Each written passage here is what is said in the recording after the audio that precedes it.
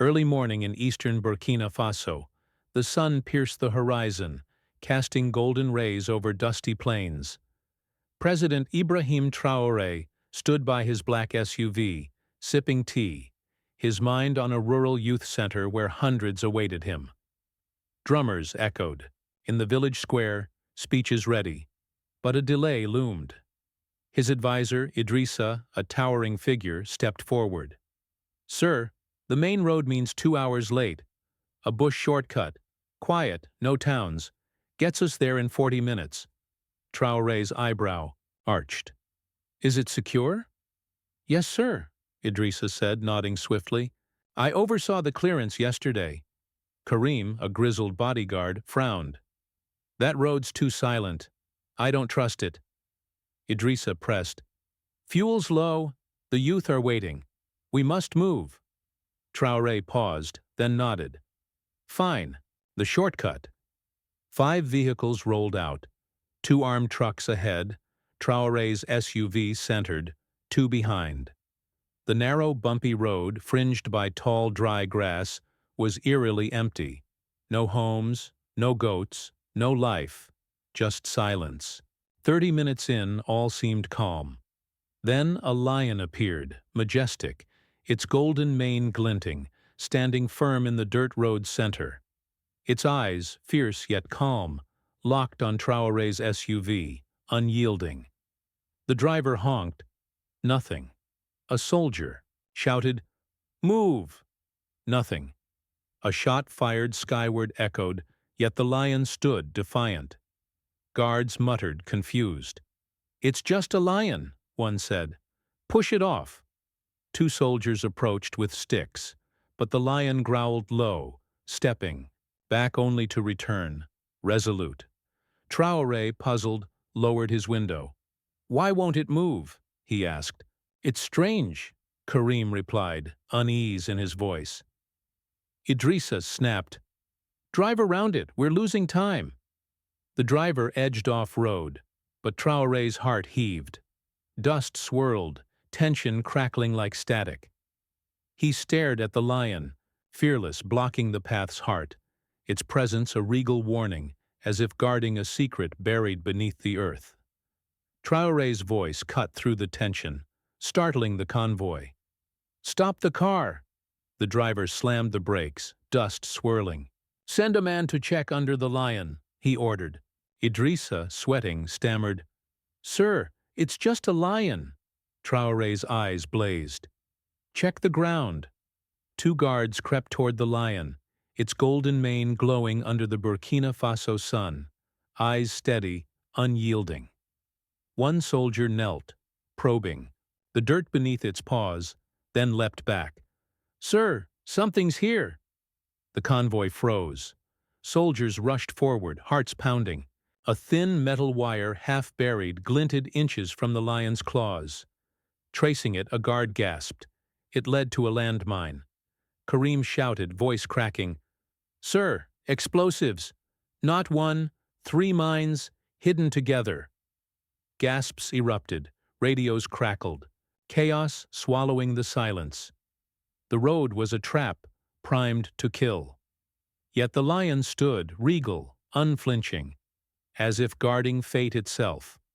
Traoré stepped out slowly, his gaze shifting from the lion to the ground, then to Idrissa, whose eyes betrayed fear. The air turned heavy, soldiers circling, guns drawn, radios buzzing. Traoré approached the wire, silent, mind racing. "We cleared this road yesterday," he said, voice low, turning to Idrissa. "Yes, sir," Idrissa replied, sweat beading. "No danger was found." Karim knelt by the wire, pointing at a fresh boot print. "This is new, planted recently. The soil's soft." Traoré's eyes narrowed. "Someone knew we'd take this road." Idrissa blurted, "Maybe enemies hoped anyone would pass." Traoré ignored him, noting Idrissa's twitching hands, darting eyes. "We planned for Koudougou," he said slowly. "Why this shortcut?" "Idrissa?" "To save time," Idrissa stammered. Karim rose, hand on his weapon. "This road's off the official list. You oversaw its clearance, didn't you? The lion's low growl echoed as if sensing betrayal. Suspicion tightened like a noose. The convoy's fate hanging on Traoré's next move. The lion's presence a haunting omen of truths yet to surface.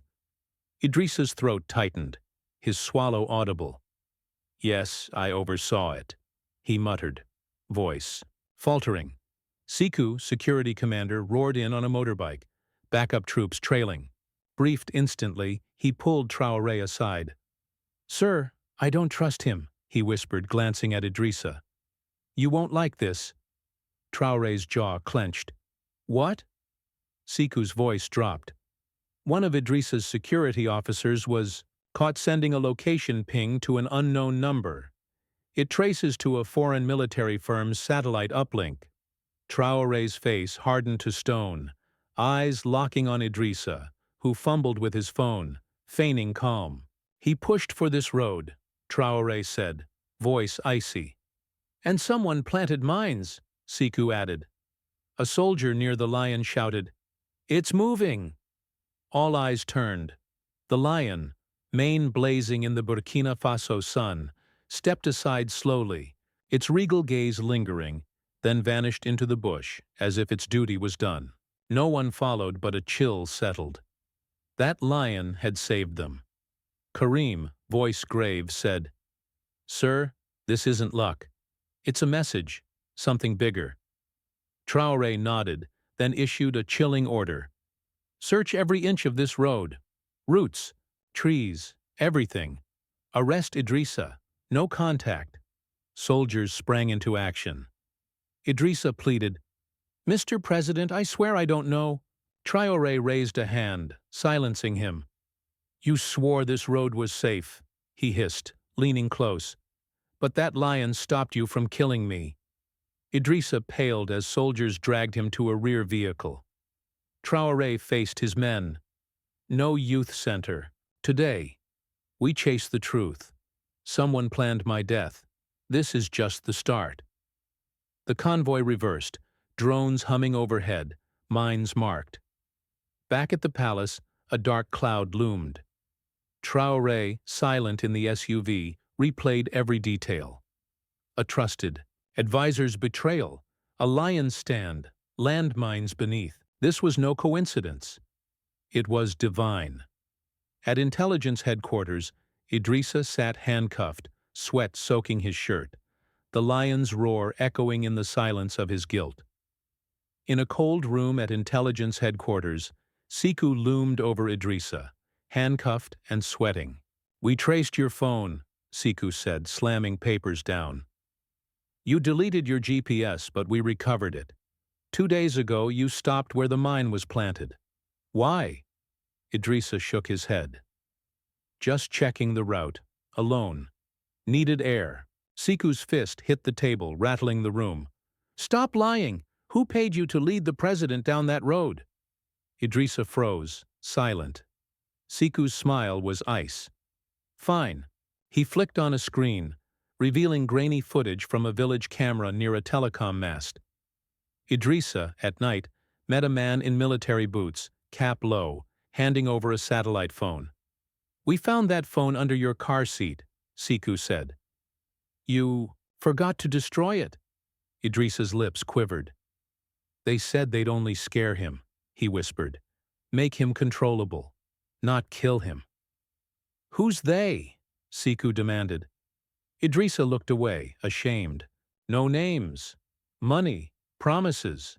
They hate Traoré's rise. They fear Africa united will topple Western interests." Siku leaned back. "You sold your nation for dollars and fear?" Idrissa was mute.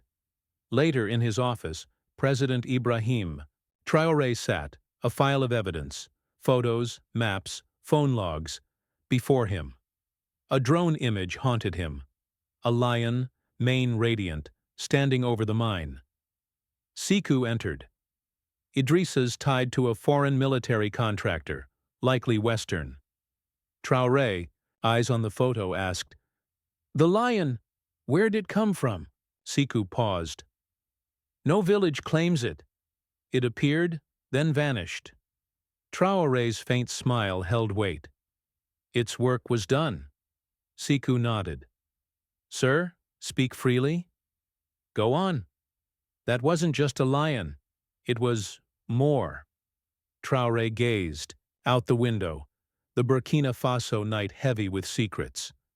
I know, he said, rising, and I won't ignore it. The lion's roar lingered in his mind, a regal sentinel exposing betrayal, urging him to strike before enemies could regroup. Traoré's voice thundered with resolve.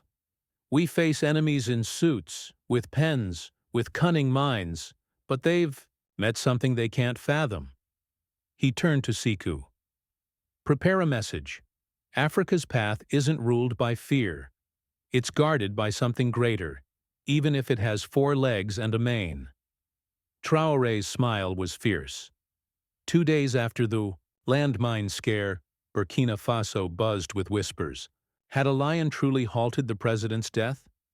Was it chance or divine will? Who set the trap, and how deep was the betrayal?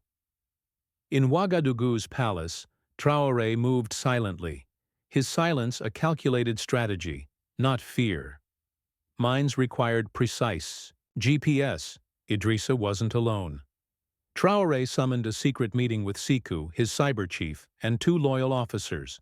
Scan every device, phones, radios, signals, records, he ordered. We missed something. By dawn, a bombshell. A tablet owned by a security camera supervisor held hidden files, audio, texts, and a file labeled Giraffe Track V5. It contained live tracking data of Traoré's convoy, shared until the lion's stand. They watched you like a game, the cyber chief said, voice tight. Every turn. The traitor, Lieutenant Dwamba, a quiet logistics officer trusted for 6 years. Arrested, he confessed instantly. They offered a new life, money, a visa, he said. They claimed Traoré's replacement was set. Sekou pressed, Who's they? Dwamba faltered, then muttered, Foreign security firms, one American, with a Langley Group support badge. Sekou's blood chilled. An international plot. In his quarters, Traoré sat, journal open, writing, They used my own to end me, but a lion stood in their way. The Burkina Faso night pulsed. With defiance. He rose, decision made, ready to shake the world. The lion's roar echoed in his resolve, a regal guardian exposing a global conspiracy, urging him to expose the enemy before their next strike. That night, a last-minute broadcast gripped Burkina Faso, drawing millions from Mali, Guinea, Niger, and curious eyes in France, and the U.S. President Ibrahim Traoré appeared, calm yet fierce. This week, I nearly died, he began, voice steady. Not by war or rebels, but by suited men who smile while wiring our roads with death. He paused, eyes piercing the camera. They infiltrated our palace, bribed our brothers, used my own convoy, my own advisor. His gaze hardened. But they failed. A lion, stood in my path. When even nature defies them, they'll see our truth. His fist slammed. The desk. Burkina Faso is no outsider's chessboard. Foreign bases, contractors, spies. Leave, gasps echoed. One more thing, Traoré said, eyes narrowing. I know your names, your messages. I won't just survive, I'll expose. You? He walked off, Burkina Faso's flag rising, screen fading to black. Across Africa, pride roared. The next day, chaos rocked foreign capitals. But Burkina Faso burned with defiance. Social media erupted. Youth painted lion murals with blazing manes. Poets hailed the lion of resistance. Children reenacted the scene in dusty yards. Mali and Niger echoed the tale. The West brought tech. We had faith and a lion. Yet across the sea, in a high-security boardroom, 3 men seethed, rewatching Traoré's speech. An American, sharp-suited, slammed his fist. He wasn't meant to live. We cleared that road, tracked him live. A lion ruined a $3 million plan. A British voice hissed. We underestimated him. They unfurled new schemes. Quieter, deadlier, no mines. In Ouagadougou, Traoré worked in silence, his resolve a fortress.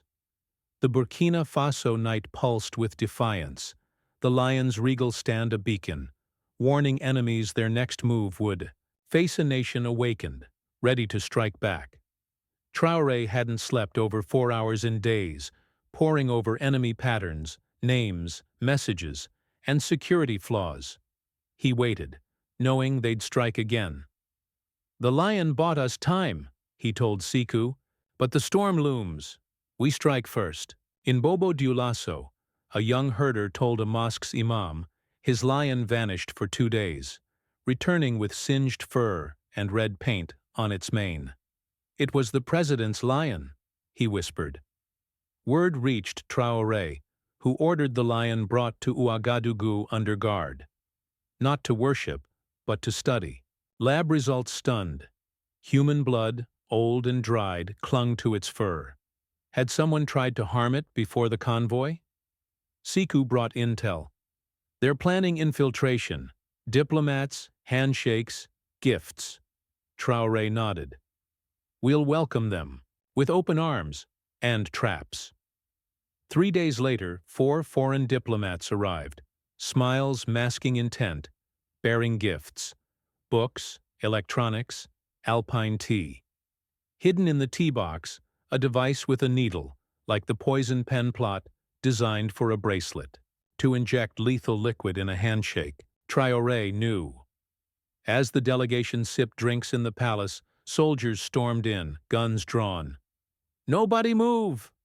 One diplomat reached for his pocket, slammed down. The bracelet's injector was seized, exposing their plot. A captive confessed, We tried everything. Bribes, mines, poison. How does he survive?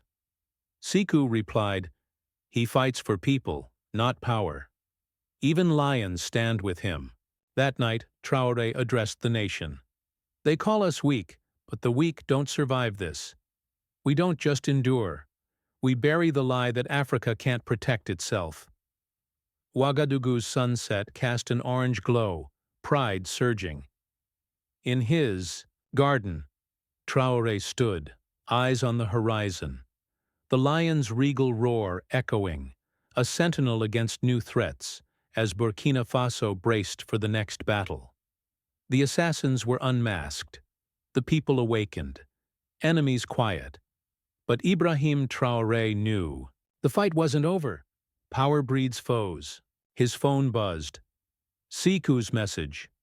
The diplomat confessed. Others lurk in embassies, charities, schools, waiting. Traoré locked the screen, turning to a towering lion statue in his garden, forged by youth from old army scrap. Its plaque, red. It stood when the world sought his fall. Next day, Traoré met privately with Siku, Karim, his intelligence chief, and 2 imams. This war isn't just physical, he said, voice firm. It's psychological.